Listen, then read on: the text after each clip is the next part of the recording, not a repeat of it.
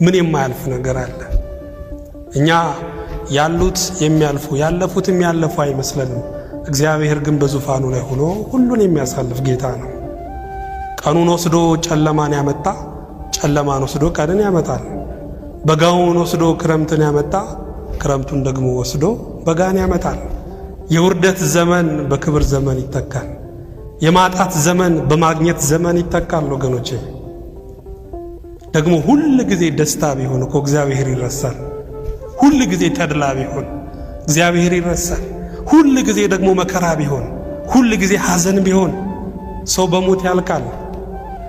እግዚአብሔር ግን እያፈራረቀ ሕይወትን ቀጣይ አድርጓል። ወገኖቼ በዚች ምድር ላይ ምቾት ብቻ ቢበዛ እንደ ሕይወት አሰልቺ የሆነ ነገር የለም። ለዛ ነው አንዳንድ ትግሎችን እግዚአብሔር ወደ ሕይወታችን የሚያመጣው። እኛ እንኳን መራራ የሆነ ነገር የሚያቃጥል ነገር በበላን ቁጥር የመብላት አምሮታችን እኮ ይጨምራል። እንዲሁ ፈተናና መከራ የመኖር ጉጉታችንን ነው የሚጨምረው። ሁሉ ያለው የተሳካለት ጤና ያለው ቁሞ የሚራመደው ምን ነው አሁንስ በገደለኝ ይላል። ምን ነው አሁንስ ሙቼ ባረፍኩ ይላል።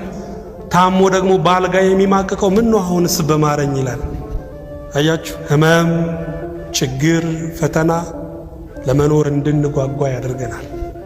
ብቻ ሁሉ ጊዜ ከኛ የሚጠበቀው ምንድነው? ምስጋና ነው፣ ዝማሬ ነው። እግዚአብሔር የምስጋና ሕይወትን ይስጠን።